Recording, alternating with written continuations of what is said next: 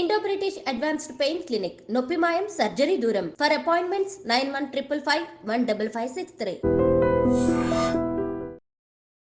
అందరికీ నమస్కారం. నేను Swaroopa Potlapalli. Welcome to I dream. శివుడంటే నిరాకారుడు. ఆయనకెంతో ఇష్టమైన పవిత్రమైన మాసం కార్తీక మాసం. శివుణ్ణి ప్రసన్నం చేసుకోవడానికి మనం దీపారాధన చేస్తూ ఉంటాము, నోములు వ్రతాలు చేస్తూ ఉంటాము. కార్తీక మాసంలో నదీ స్నానాలు కూడా చేస్తూ ఉంటాం. అసలు శివుడంటే ఎవరు? ఆయన అనుగ్రహం ఎలా పొందాలి? దీపారాధన కార్తీక మాసంలో చేయడం వల్ల జరిగే ప్రయోజనాలేంటి అనేది చెప్పడానికి scientific spiritual expert Nallamothu Sridhar గారు ఇప్పుడు నాతో పాటు ఉన్నారు. ఆయనతో మాట్లాడదాం. నమస్తే శ్రీధర్ గారు. అసలు శివుడంటే ఎవరు?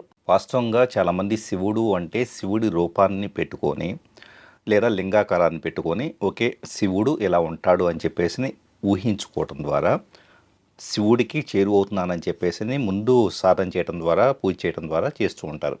యాక్చువల్లీ నామరూపాలు లేని తత్వం ఎక్కడన్నా ఉంది అంటే కనుక అది శివతత్వం. శివతత్వం అంటేనే నామరూపాలు లేనిది. సో ఒక అంచనాకి కానీ మైండ్ పర్సెప్షన్కి కానీ ఇలా ఉంటారు అని చెప్పేసి మనం ఏదైనా కానీ చిన్నప్పటి నుంచి మనం చూడండి, ఈ వస్తువు ఎలా ఉంటుంది, ఫ్లవర్ అంటే ఎలా ఉంటుంది, లేకపోతే కనుక కెమెరా అంటే ఎలా ఉంటుంది, ఇలా సంథింగ్ ప్రతిదీ పర్సీవబుల్ అంటే జ్ఞానేంద్రియాలతో కొలవగలిగేది ఏదన్నా ఉంటే, టచ్ చేయగలిగింది కానీ, కళ్ళతో చూడగలిగింది కానీ, చెవులతో వినగలిగింది కానీ, ఇదంతా కలిసి మనం ఏం చేస్తున్నామంటే 3 డైమెన్షనల్ వరల్డ్లో నామరూపాలు పెట్టుకొని మైండ్తో ఇది అని చెప్పేసి మనం లెక్కలు వేసుకొని అంచనా వేస్తూ ఉంటాం. ఈ అంచనాలకి ఏది అందని తత్వం ఏదైనా ఉంది అంటే మైండ్ అనేది కొలవలేనిది, చూడలేనిది, వినలేనిది, అలాగే మైండ్ స్పర్శించలేనిది, ఏది స్పర్శ ద్వారా స్పర్శించలేనిది. సో ఏదన్నా ఉంది అంటే కనుక అది శివతత్వం. సో ఈ శివతత్వాన్ని దురదృష్టవశాత్తు మనం ఏం చేస్తున్నామంటే నామరూపాల్లోకి ఇరికించేసి లిమిటెడ్ పర్సెప్షన్లోకి తీసుకొచ్చేసి మనం చేస్తూ ఉన్నాం. అంటే ఇది తప్పు అని నేను చెప్పట్లేదు, కానీ యాక్చువల్లీ ఒక మనిషి ఈ 3 డైమెన్షనల్ ప్రపంచం నుంచి విశ్వంలోకి అంటే శివతత్వంలోకి కనెక్ట్ అవ్వాలి అంటే కనుక రకరకాల సాధనా మార్గాలు ఉంటాయి. వాటిలో భక్తి యోగం ఒకటే, జ్ఞాన యోగం ఒకటే, ఇలా రకరకాలు ఉంటాయి.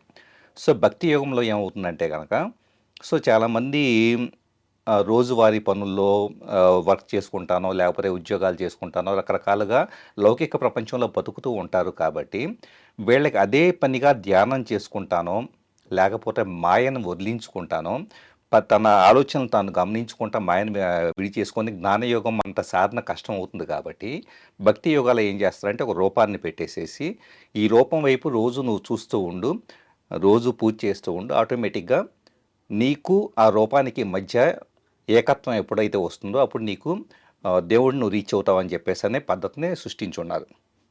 సో ఇక్కడ ఏమవుతుందంటే రూపం పెట్టుకున్న తర్వాత రూపం అక్కడ ఉంది, నేను ఇక్కడ ఉన్నానని చెప్పేసి డిఫరెన్స్ని పీపుల్ జీవితాంతం అనుభవిస్తున్నారు. అంటే దేవుడు నాలో లేడు, దేవుడు బయట ఉన్నాడు, ఆ దేవుడు ఎప్పుడు నాకు కరుణిస్తాడు అనే ఎక్స్పెక్టేషను మైండ్కు ఉండే బేసిక్ క్వాలిటీ ఏంటంటే దేవుడు ఎప్పుడు నాకు కరుణిస్తాడని జీవితాంతం వెతుకులాడుతూనే ఉంటారు. ఎందుకంటే దేవుడు నాలో లేడు, బయట ఉన్నాడు, ఫోటో అక్కడ ఉంది కాబట్టి. సో ఇక్కడ నుంచి ప్రాబ్లం అనేది వస్తుంది. సో శివతత్వానికి నిజంగా చేరుకోవాలి అంటే ఒక రూపం కాదు, నిరాకారమైన స్థితి ఏదైతే ఉంటుందో zero state of quantum field అని చెప్పేసి అంటూ ఉంటారు.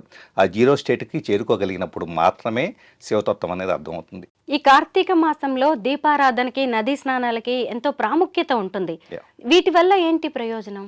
యాక్చువల్లీ ఏంటంటే దీపారాధనే చూద్దాం. ఒక దీపాన్ని వెలిగించినప్పుడు మీరు చూస్తే కనుక ఆ దీపం అనేది మీరు స్ప్లిట్ అంటే విభజన నుంచి ఒక సింగిల్ డాట్ రూపంలోకి వచ్చిన ఒక ఆకారమే మీరు అనుకోండి, ఏది ఆకారం రూపంలో చూడాలంటే. అప్పటిదాకా వాస్తవంగా స్ప్లిట్గా ఉండే పర్సనాలిటీ అంటే మీ అభిప్రాయాలు వేరు. అంటే మనిషి ఎక్కడ దేవుడి నుంచి సపరేట్ అవుతాడంటే మీరు దేవుడే, నేను దేవుడే, అందరూ దేవుడు అంశనీసి వచ్చామని చెప్పేసి మంచిగా కబుర్లు చెప్పుకుంటా ఆధ్యాత్మికంగా మాట్లాడుకుంటూ ఉంటాం. కానీ విడిగా వచ్చేటప్పటికే మీ అభిప్రాయాలు, మీ చదివిన పుస్తకాలు, మీకు నచ్చిన హీరో, మీకు నచ్చిన విషయాలు, మీకు నచ్చిన ఫుడ్ అన్నీ మీరు నేనిది అని చెప్పేసి మీరు ఫైట్ చేస్తూ ఉంటారు. నేనేం చేస్తాను, నాకు ఇది నచ్చుతుంది స్వరూప గారు అని చెప్పేసి నేను ఫైట్ చేస్తాను.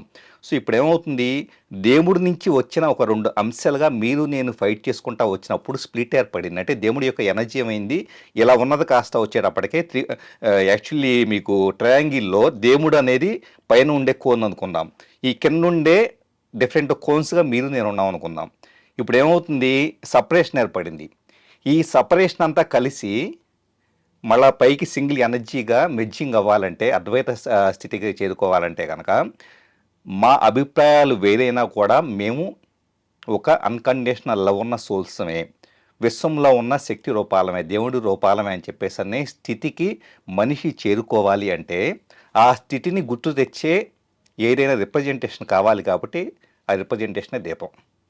నదీ స్నానాలు స్నానాలు వచ్చేటప్పటికి మనిషిని పవిత్రంగా ఉంచడం కోసం, అంటే శారీరకంగా మనిషి పవిత్రంగా ఉన్నాడు అనుకోండి.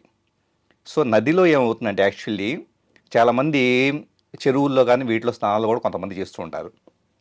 నదిలో ప్రవహించే నీటిలో ఉండే ఎనర్జీ డైనమిజం ఉంటుంది.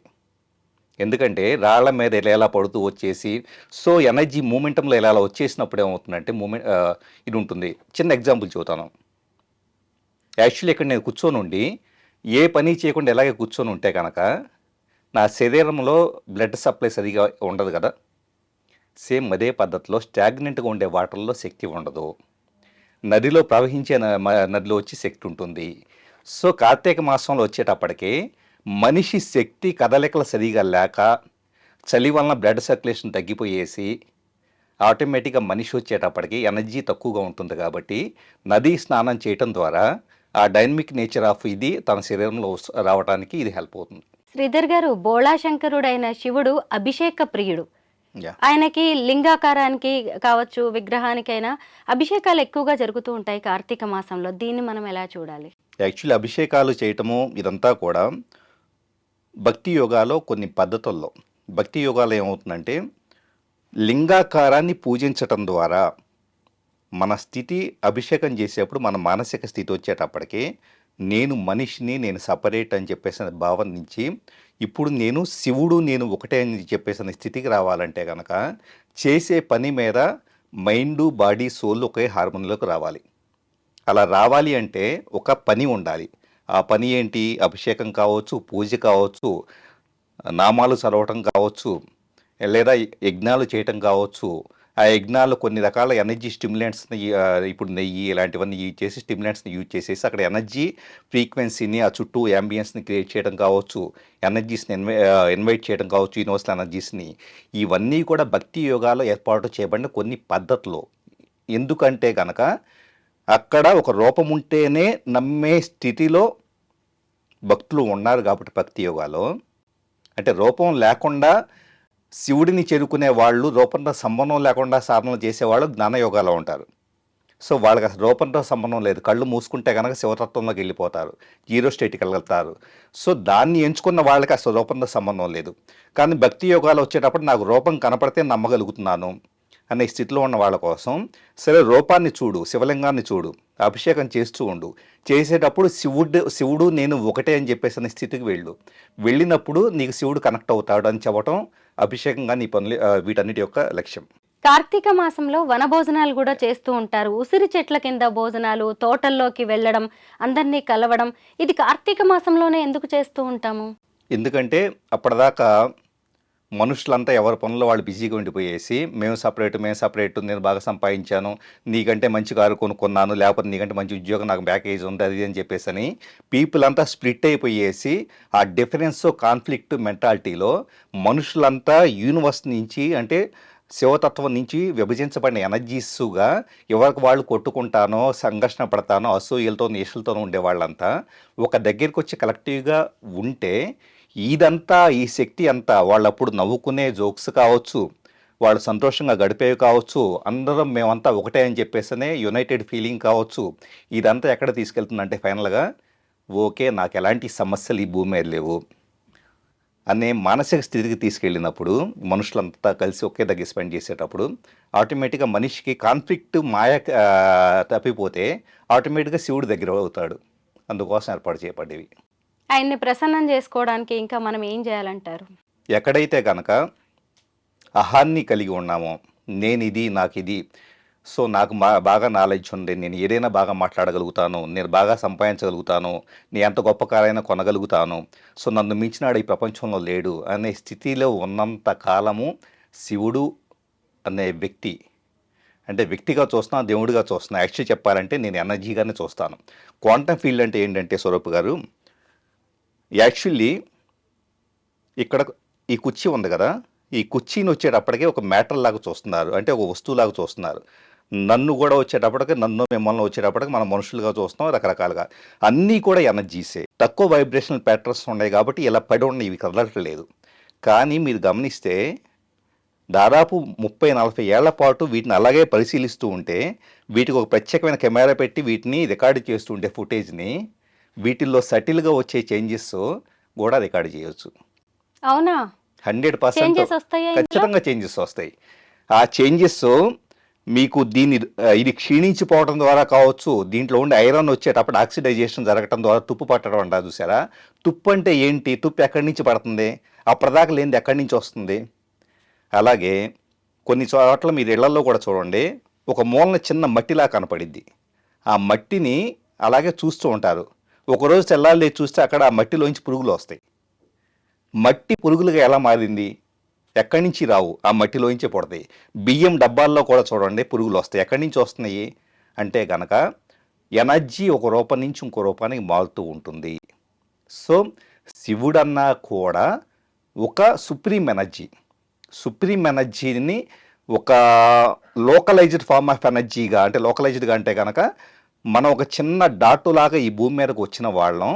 సుప్రీం ఎనర్జీతో సోర్స్తో కనెక్ట్ కావాలి అంటే చేసే సాధనే మనకి కార్తీక మాసం కావచ్చు, లేకపోతే శివుడికి సంబంధించిన పూజలు కావచ్చు, లేకపోతే జ్ఞానయోగాలు అయితే మెడిటేషన్స్ కావచ్చు, ఇంకా రకరకాల ఎనర్జీ ప్రాక్టీసెస్ కావచ్చు. శివతత్వాన్ని ఎంతో గొప్పగా కళ్ళకు కట్టినట్టుగా వివరించారు. Thank you so much.